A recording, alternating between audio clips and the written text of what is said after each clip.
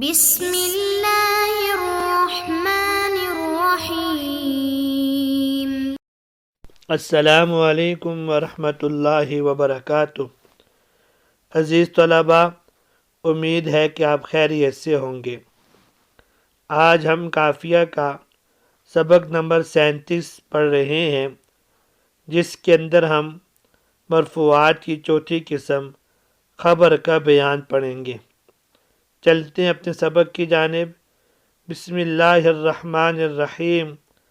والخبر هو المجرد المسند به المغایر للصفة المذکورہ، وأصل المبتدأ التقدیم، ومن ثم جاز في داره زید وامتنع صاحبها في الدار، وقد يكون المبتدأ نکرة اذا تخصصت بوجه ما، مثل والعبد مؤمن خیر من مشرک، وارجل فی الدار ام امرأة، وما احد خیر منک، وشر احر ذا ناب، وفی الدار رجل،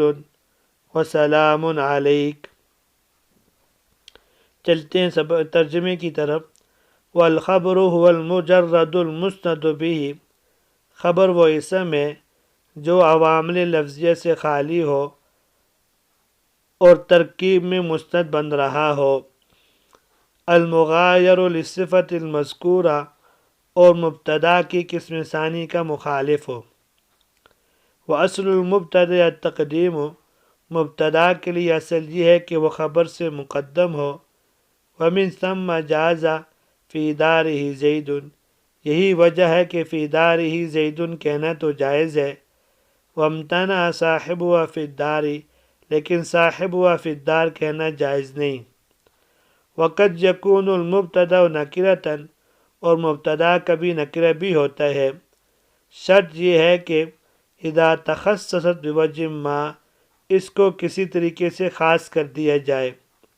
جیسے فَلَعَبْدٌ مُؤْمِنٌ خَيْرٌ مِّن مُشْرِكٍ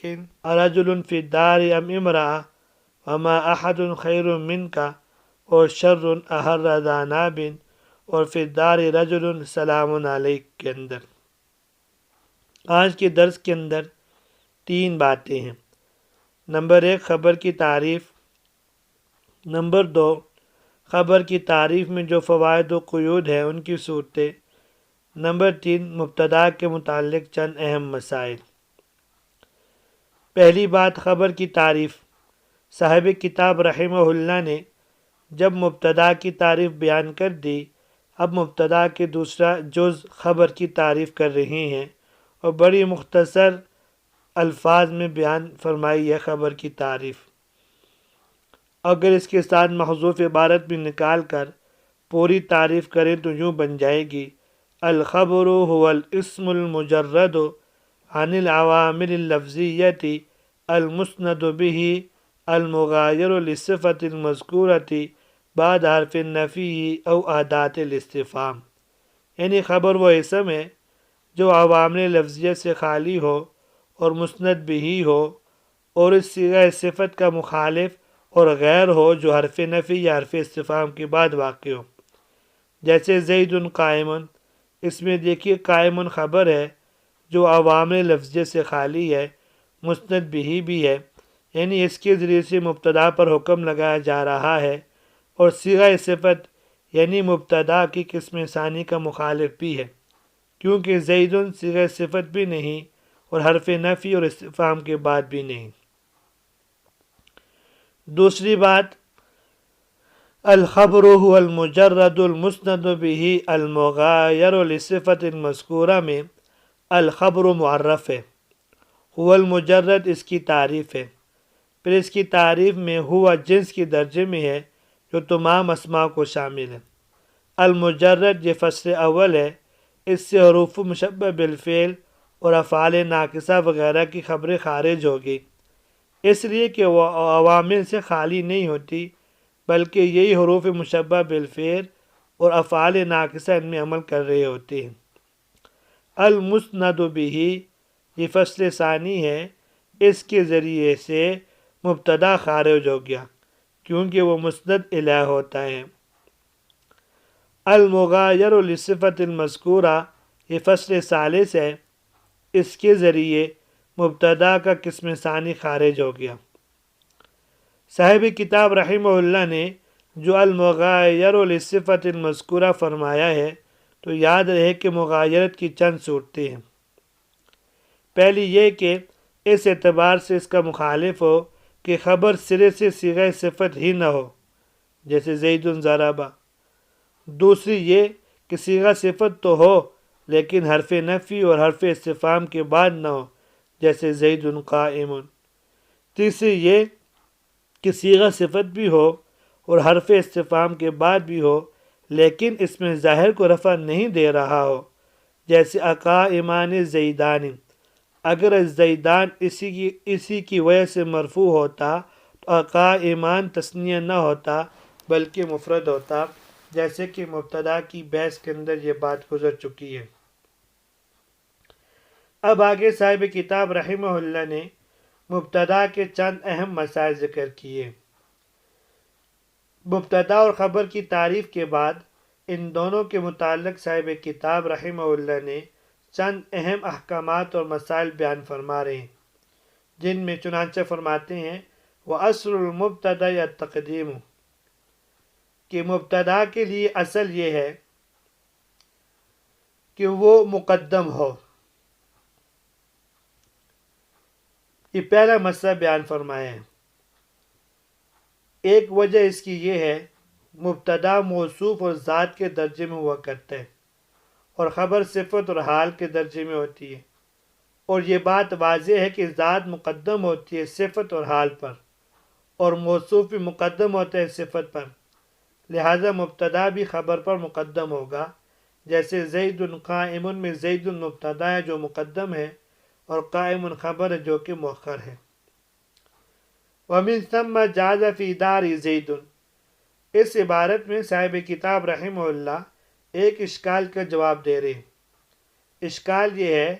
آپ نے تو قاعدہ یہ بیان فرمایا کہ مبتدا خبر پر مقدم ہوتے ہیں، حالانکہ فی دار زید میں زید مبتدا ہے اور مؤخر ہے، اور ستم بالائے ستم یہ کہ اس میں اضمار قبل ذکر بھی لازم آ رہا ہے، اور پھر بھی آپ فرما رہے ہو کہ وَمِن ثَمَّ جَازَ فِي دَارِ زَيْدٌ، یعنی یہ جائز ہے۔ اس کا جواب یہ ہے کہ مبتدا اگرچہ لفظی طور پہ مؤخر نظر آ رہا ہے لیکن یہ اپنے رتبے کے اعتبار سے مقدم ہے، لہذا وَأَصْلُ الْمُبْتَدَإِ التَّقْدِيمُ کی کوئی مخالفت لازم نہیں آتی۔ جب رتبے کے اعتبار سے مبتدا مقدم ہے تو اضمار قبل ذکر بھی لازم نہیں آتا، کیونکہ اضمار قبل ذکر وہاں ناجائز ہوتا ہے جہاں لفظاً اور رتبتاً دونوں طور سے وہ لازم آ رہا ہو،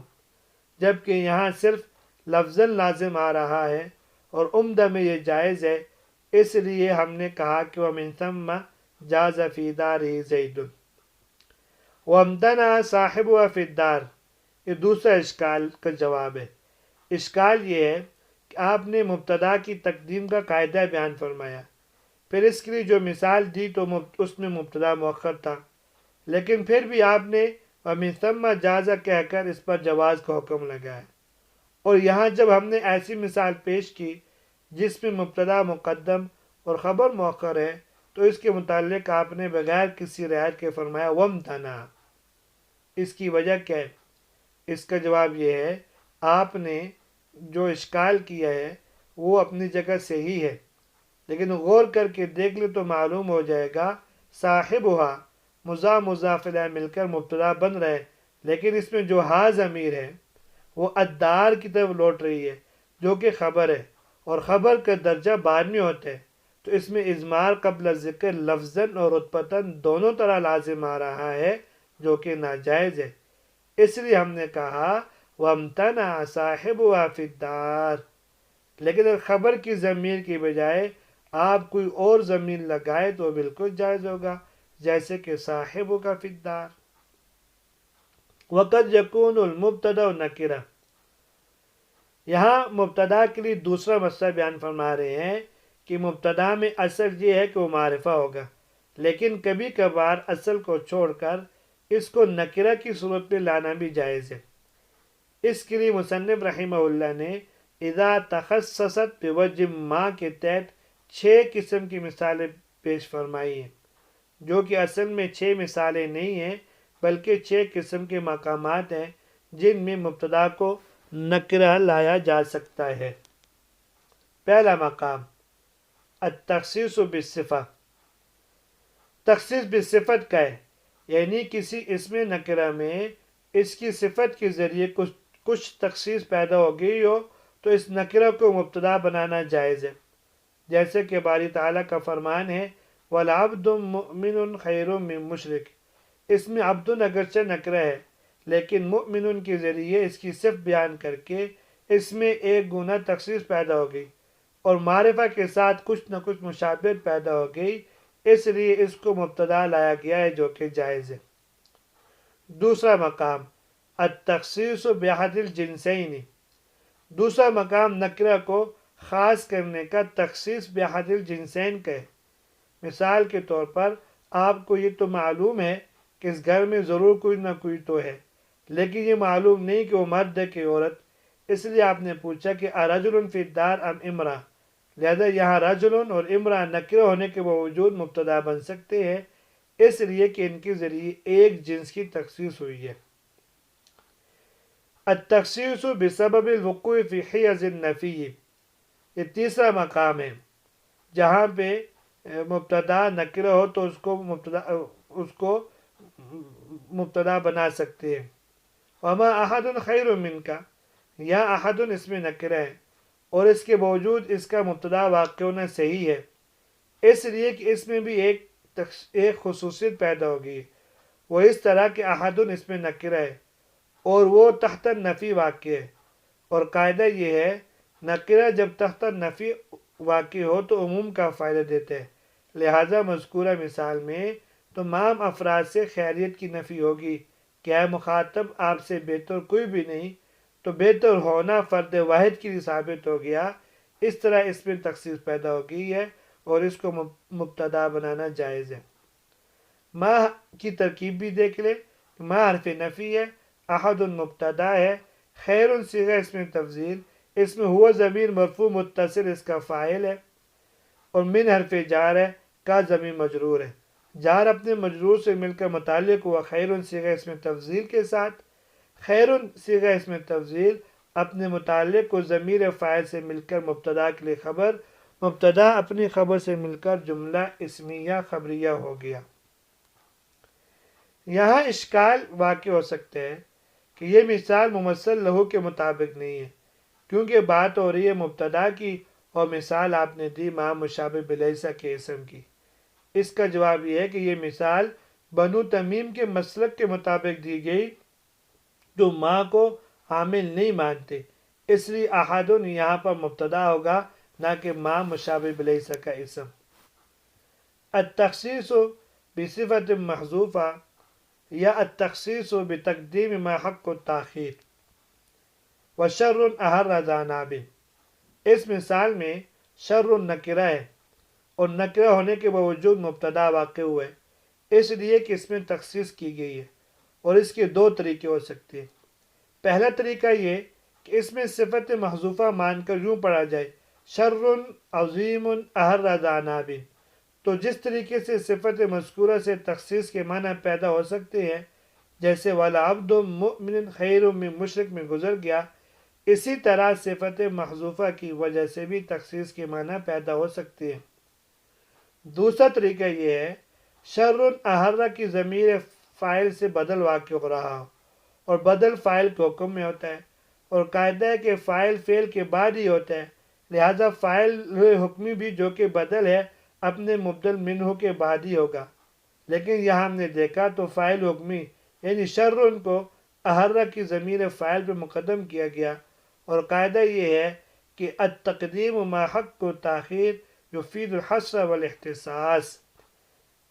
اس قاعدے کے تحت اس میں تخصیص آ گئی ہے، اور تخصیص جب آ گئی تو نکرہ ہے، نکرہ کو بھی مبتدا بنانا جائز ہے۔ پانچواں مقام التخصیص بتقدیم الخبر وفی الدار رجل، کہ جب ہم خبر کو مقدم کر دیں گے تو اس میں ایک گنا تخصیص پیدا ہو جائے گی،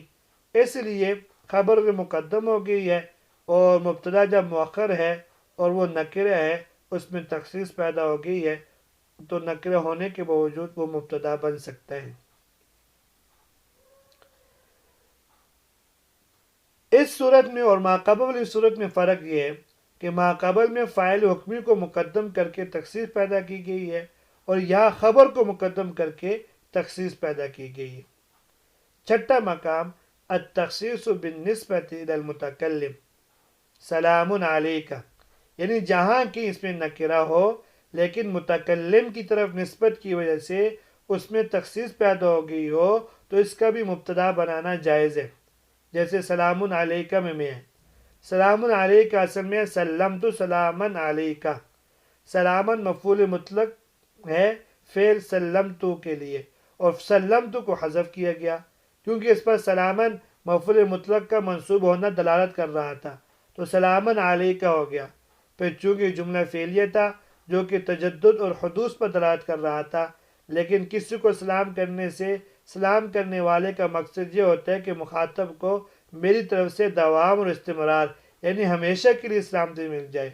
اور یہ مقصد جملہ اسمیہ سے ہی حاصل ہو سکتا ہے، لہذا سلامن کے نصب کو رفع سے تبدیل کر کے جملہ اسمیہ یعنی سلام علیکہ بنایا گیا ہے۔ یہاں تک تکا تھا آج کا سبق، امید ہے آپ کو سمجھ میں آ گیا ہوگا۔ کل حاضر ہوتے ہیں خبر